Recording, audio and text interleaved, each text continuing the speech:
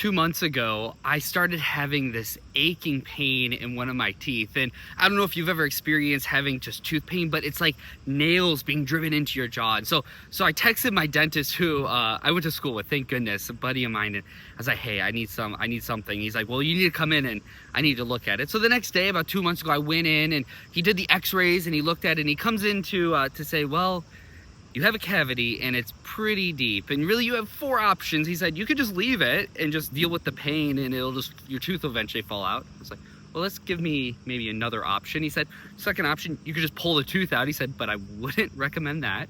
The third is, he said, we could do a root canal, and I could just feel like this anxiety and fear just rising. And he said, or 4, we could try to fill it like a cavity and then see if it'll take. He said, but there's no guarantee. Well, in that moment, I had so much just that fear and anxiety just starting to rise, and I had to make a decision. I was like, let's just try the cavity. Maybe that'll work. Just fill it like a normal cavity. And that's what we did. And as he was doing it, he's like, I don't know if this is going to take. Fear can be such a powerful thing that holds us trapped in when we make decisions. And that's really what we hear about today in the gospel. This Sunday, we hear about the dishonest steward who gets caught cheating on taking care of his master's property. And the master says, you're done. He fires the steward. Well, the steward, in the prudence of it, says, well, what am I going to do? And he calls in all his master's debtors, it says, and essentially cuts what they owe the master in half.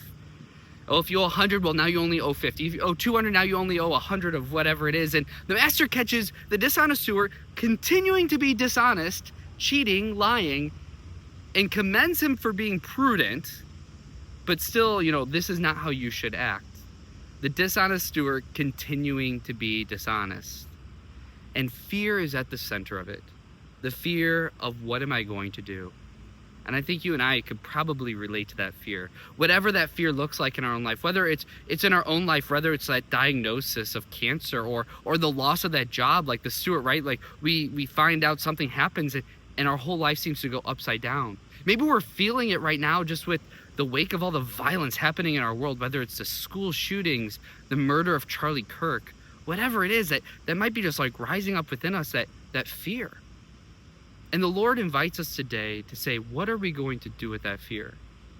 Because we can turn towards the Lord or turn towards the world and to ourselves and turn in and say, well, I'm going to figure it out myself. I'm going to continue to do the dishonest things that the steward did, try to have self-preservation. But Jesus says, if only we were as prudent about the things of this world as we are with the things of heaven. If only we could be as prudent with the things of heaven as the things that we are of this world, we would truly be the disciples of Jesus. We're all going to experience fear. We're all going to have those moments where our life will forever be changed. We're given 2 options.